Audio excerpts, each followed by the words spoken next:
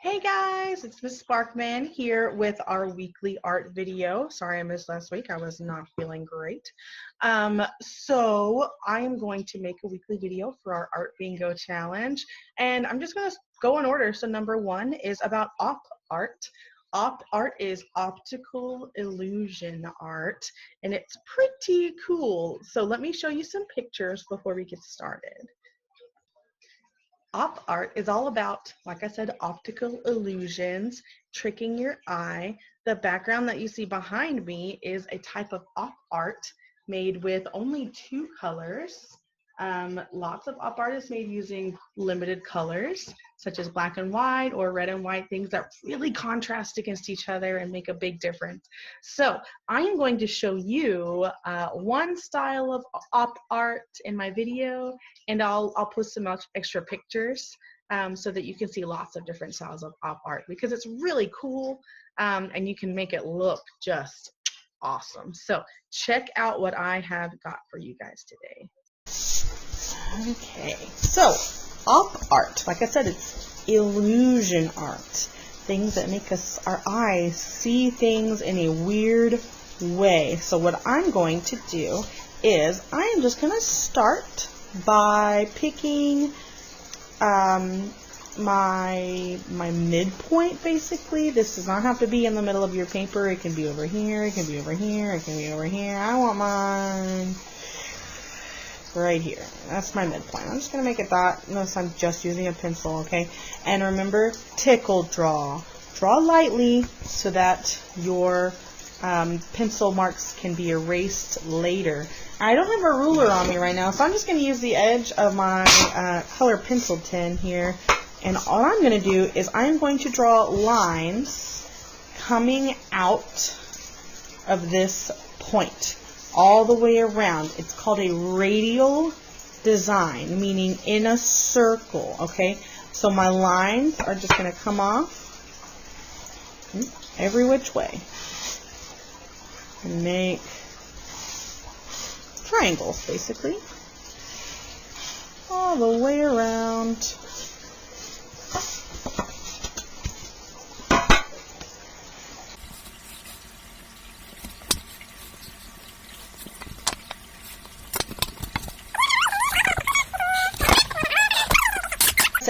Lines going all the way around this middle point.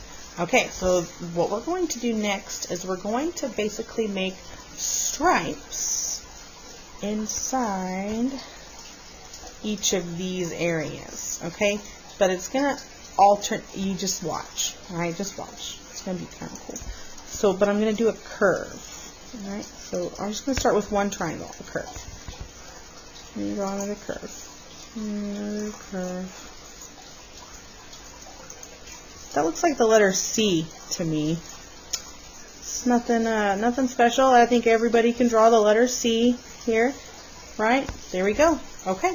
So what I'm going to do in this next area is I'm also going to draw a curve, but these curves need to go the other way. So see, this C, it points towards the middle. I want this C, I want it to line up, always meet up the edges, but I want it to curve the other way. See that? How it curves the other way? Let's go all the way down, always lining up with that last line that we made. There we go. And then I have all this room down here. I'm actually going to add some more. I want this to look like it's kind of running off the page. Okay, there we go. And now this section, and I'm going to alternate, meaning I'm going back and forth. So since this one curves going out, I want this one to curve going in like my first one did. So we're going to come back like that. Always starting lined up with that shape, that line that's right next to it.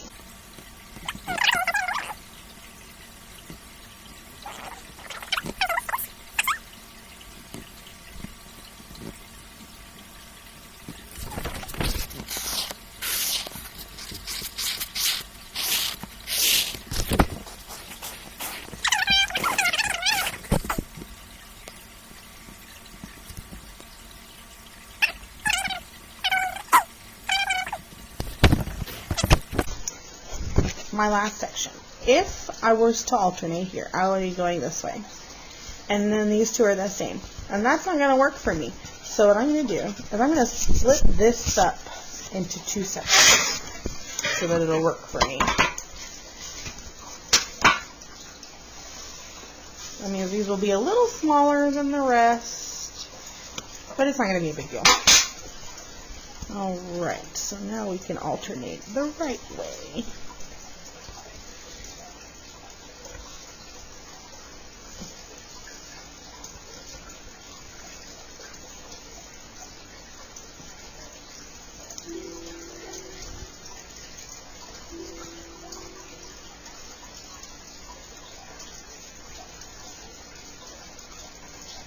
And notice how I'm lining up on both sides now. Not just on that one.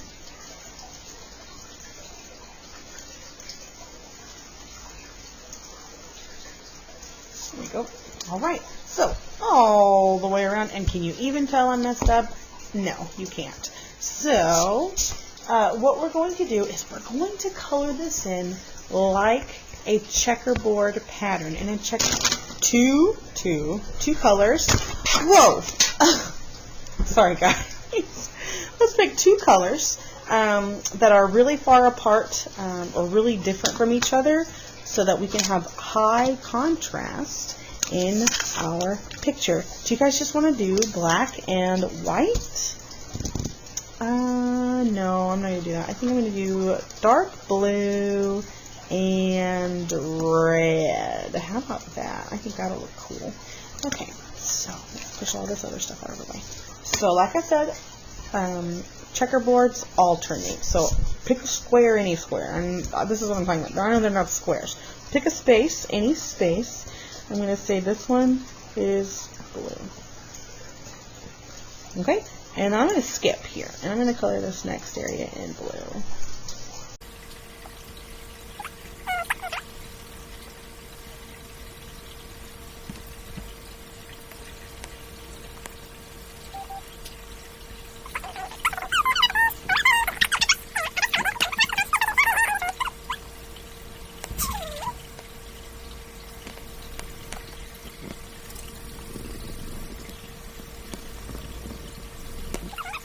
Back in the middle, and I'm going to fill in this first space with red, and then I'm going to skip one and come up,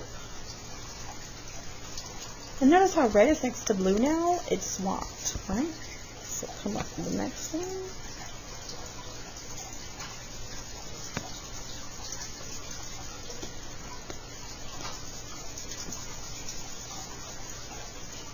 There we go. All right, and then this.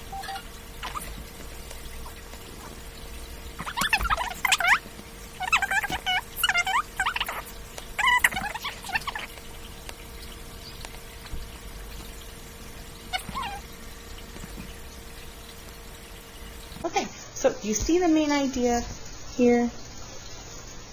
Alright, I'm going to finish this and I'll be right back. Here I am, finished. It looks pretty cool. I'm happy with it. But I challenge my older kids. I challenge my older kids. Can you take this one step further? Can you use what you know about light and dark and shadows to make this thing look really 3D? So let me tell you what I'm talking about. What I would do next is I would take a black crayon, whatever you used. If you use marker, use a black marker. If you just made it black and white, leave it black and white. But if you've got some color, you can add shadows into those colors to make it look like it's further away. So I'm going to, on the blue, I'm going to come in and just on the edge where it goes down, I'm going to kind of make it just a little darker there and a little darker right here. Just a little bit. Okay? I'm going to do it the same thing down here and down here. And actually, I'm going to come and kind of do it a little bit in the orange too. I hope you can see that. I think you can see that. Yeah. And so I'm going to do that on every... I'm going to make the edges darker and it looks like it's curved instead of just flat, which is really, really cool. So, see, I'm just taking my black crayon and just kind of going like heavier here and a little lighter in the middle. This is called shading or adding value. Okay, so there's kind of a sheen of light on here. But you can see how cool that looks now, right? I'm going to do the rest of it that way. I'm also going to add highlights, which are brighter spots using white on the areas that go out like this. So in the middle, I'm going to color white right there and make it a little lighter. I know that one's really hard for you to see, but I'm going to do it on all the way down. Just right in the middle, like it's shiny. If you look at something that's shiny, you can see like white spots on it, right? So that's what that is. So all the way down, it's a little shiny. And I'll go on the side even and add some shadow to the edges of that one too. So just add shadows and shiny spots. Highlights and shadows is what we call them. And it'll really make it look like it's rounded. So I'm going to finish this and I'll come back and show you the results when I am done. Okay guys, so like I said, I added black down every crease, and then I added some white. You can see here, right? Just some white around it to make it look like it was shiny. And so now, look at that. It definitely looks 3D, meaning it looks like it's not just a flat piece of paper. But it is just a flat piece of paper. So, see what you guys can do. I think adding the value, the light, and the dark really make this really, really way cooler. So, do something and submit it into Google Classroom, okay? Just, remember, guys, this is the first assignment from the Yay for Art Bingo, okay? So I'll be posting another video this week that is not bingo related, but for now, I want to see some bingo, okay? Bye, guys.